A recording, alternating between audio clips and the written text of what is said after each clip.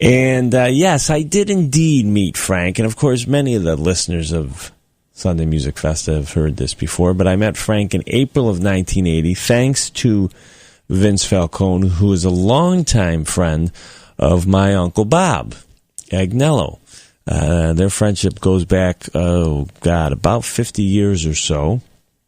Both worked for a guy named Guido Singer, who sold pianos originally in Syracuse, and then he opened a store here in Rochester, and that's when my Uncle Bob met his hotshot salesman at the time, a guy by the name of Vince Falcone. And Vince eventually went to Vegas to try to make his way as a musician, and started working in some of the smaller clubs there, and worked at the Thunderbird Hotel. Eventually started working at Caesars, started filling in as a piano player, and became the house pianist at Caesars. And whenever a headliner needed someone to play for them, he would do so. And he started doing so for Sinatra, and Sinatra liked him and eventually hired him full-time. And I, as a young kid, 13 years old or so, I remember saying to my uncle, when I realized that he knew Frank Sinatra's piano player, I said, I have to meet Sinatra before he or I die. Now, keep in mind, I was 13 at the time. And my uncle, being my uncle, made my dream come true about 3 years later. I think I might have said that to him when I was about 14 or so about 2 years later. So in April of 1980, he flew my mother and I down to Atlantic City, and we went to see a late show on a Friday night, and he was fabulous. It was a great show.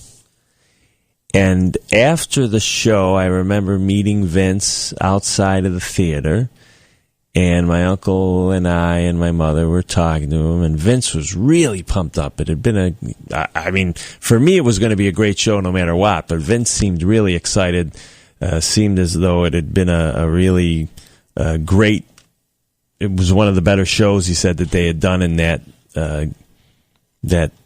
stay there at Resorts. It was at Resorts International. He said, wow, that was the best show the old man had given since they had been there. Okay. Like I said, no matter what, it was going to be good to me.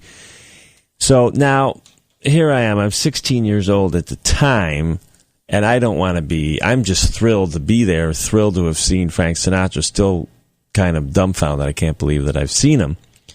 And we had like front row. I mean, it was a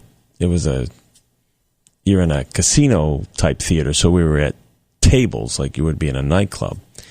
And we were right up front. We were at the front table. So I can't believe, he was right there. So that was amazing enough. So I shouldn't have, and I didn't say anything. But being, I'm still thinking in the back of my mind, I'm thinking, all right, am I going to be able to meet him or what? Am I going to be able to meet him? But I didn't say it out loud. But that's what I'm hoping for.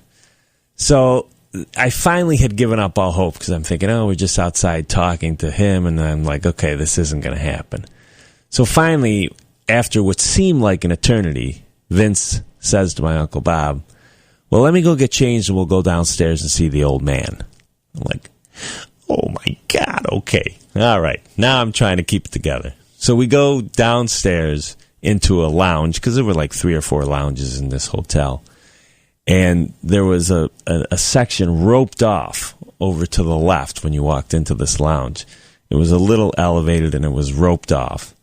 And there were a lot of little cocktail tables, and then there was a larger table. Although it was low to the ground, almost like a coffee table. And there were about 10 seats around it or whatever. And Frank was there holding court. So